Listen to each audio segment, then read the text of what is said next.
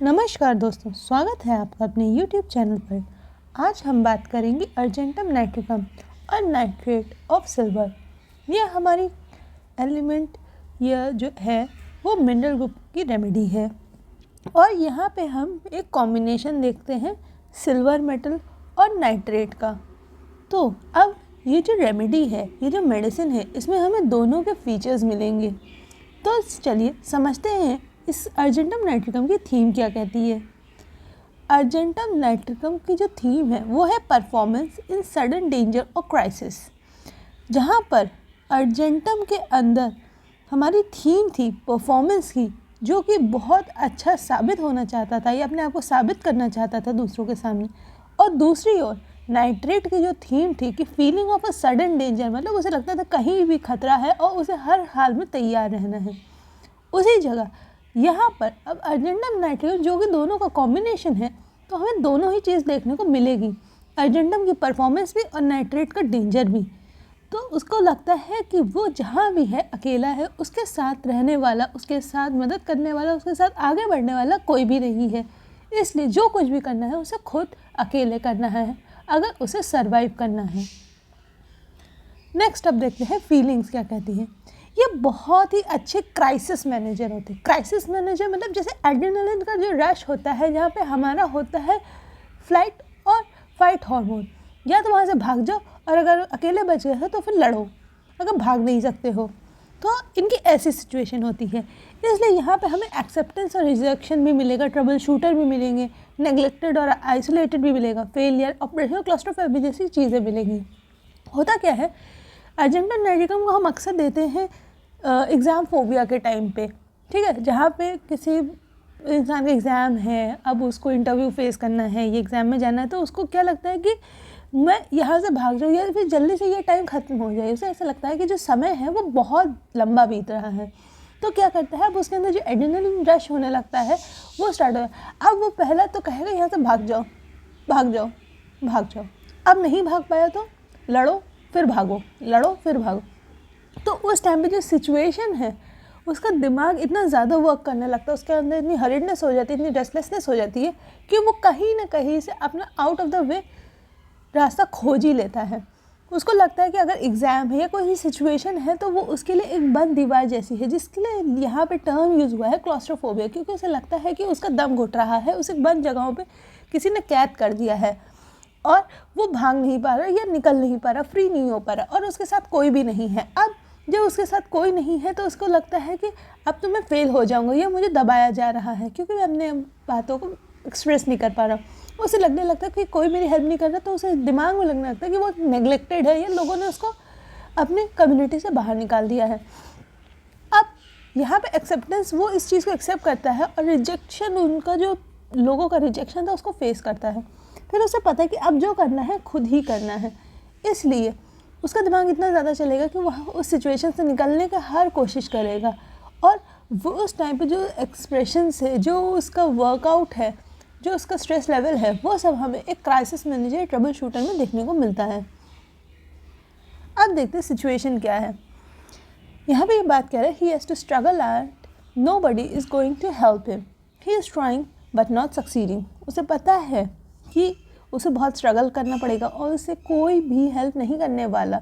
वो बहुत कोशिश करता है, बस वो सक्सेस नहीं हो पाता है, मतलब उस चीज़ों में सफलता नहीं पा पाता है। उसे लगता है कि वो एक सिचुएशन में फंस गया। जब उसे लगता है कि वो इस सिचुएशन में फंस गया तो उसकी एक वो सोरिक मेंटल स्टेट है, और जब उसको लगता है कि उसके अंदर फंसा इस वजह से है क्योंकि उसके अंदर ही खामियां हैं, उसके अंदर ही कुछ कमियां हैं, तो उसको वो कवर अप करने के लिए एक परफॉर्मेंस देना चाहता है ताकि वो सिचुएशन से बाहर आ सके, लोगों को बिलीव दिला सके कि नहीं, वो एक फेलियर नहीं है, एक अच्छा है। तो ये उसकी एक साइकोटिक स्टेज आ गई है, समझे आप। अब हम बात करते हैं फियर्स की।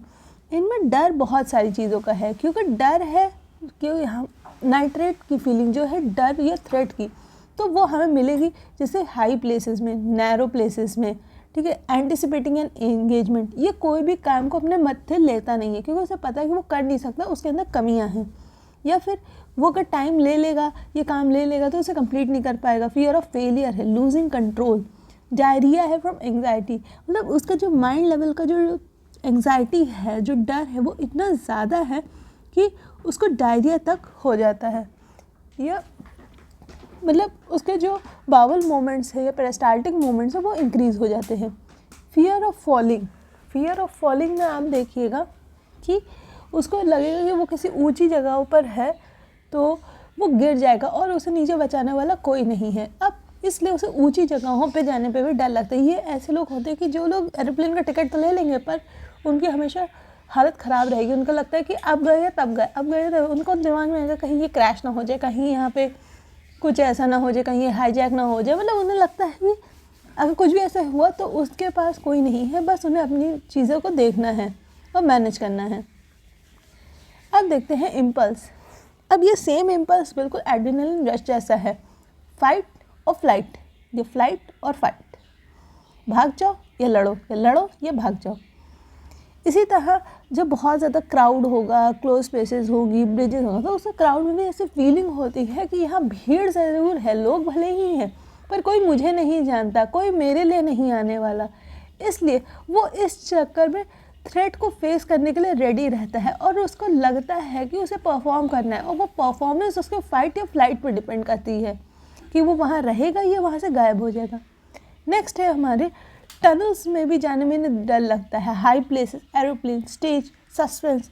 क्योंकि ना स्टेज पे ऐसा लगता है कि जो लोग भी हैं वो सिर्फ उसका मजाक उड़ाएंगे, पर इसको ना ऐसा ये भी लगता है कि अगर सामने वाला कुछ कह रहा है या कुछ हो चल रहा है तो लोग उससे छिपाने की कोशिश कर रहे हैं।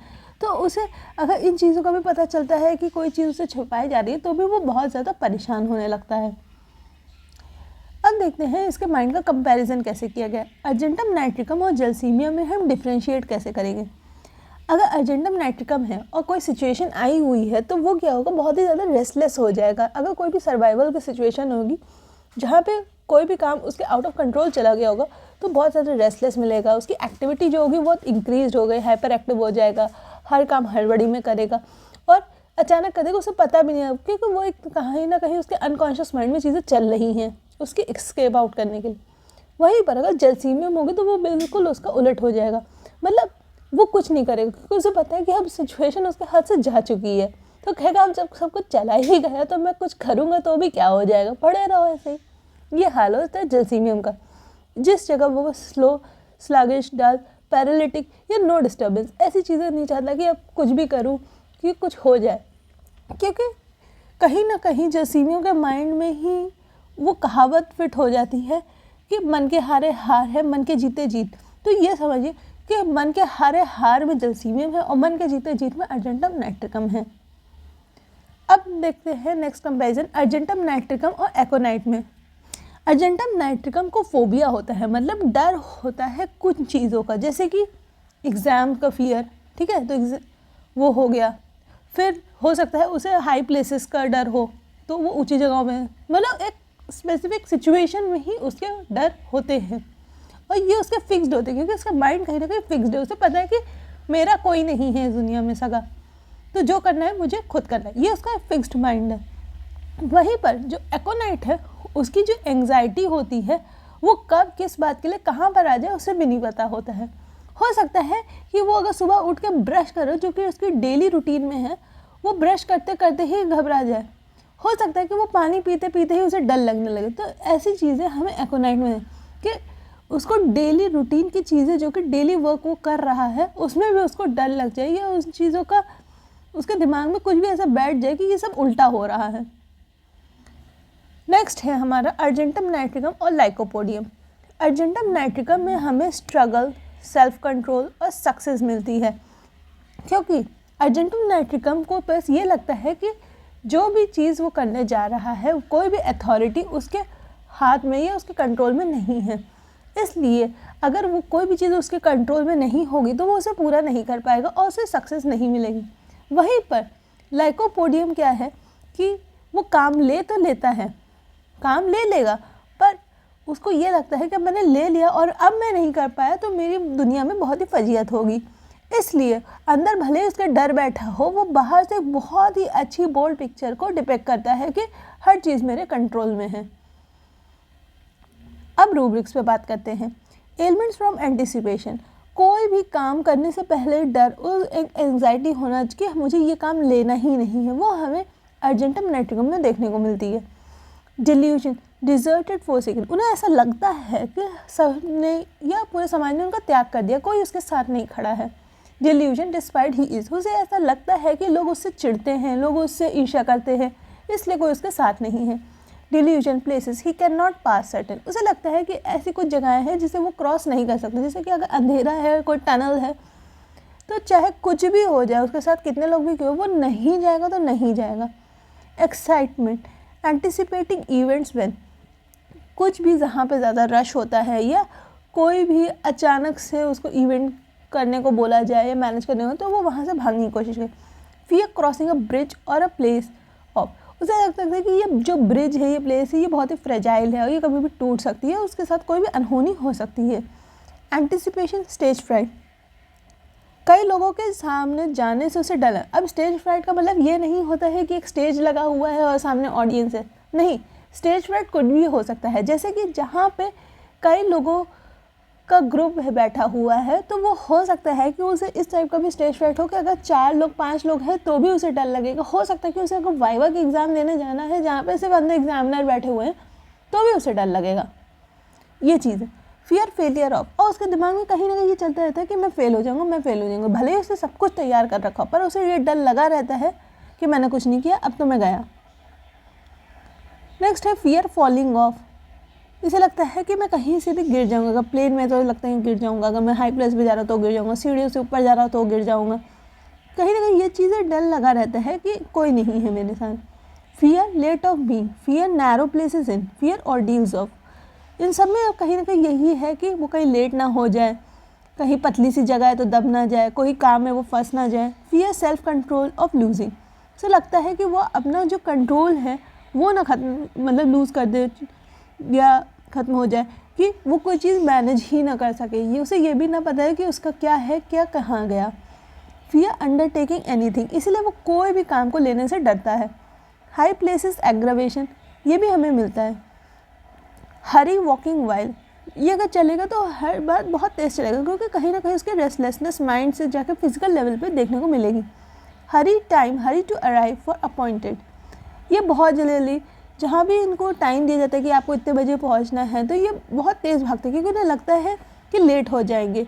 Time passes too slowly, appears longer, इनको ऐसा लगता है कि जो समय चल रहा है वो बहुत धीमा है, और जब समय धीमा होगा तो उन्हें समझ नहीं आता कि अब ये क्या किया जाए, क्योंकि उन्हें ऐसा लगता है कि एक बॉक्स टाइप का एरिया है जहाँ पे इनका दम घुटने लगा है। अंडर टेक्स नथिंग लेस्ट ही फेल, ये तब तक अपने हाथ में कोई काम नहीं लेता जब तक उसे श्योर ना हो कि वो इस काम को पूरा कर सकता है। Anxiety time is set if उसे लगता है एक टाइम सेट है जिसमें उसको वो परफॉर्मेंस देनी है। सस्पेंस एग्रेवेट्स, ये पहले बता चुके हैं।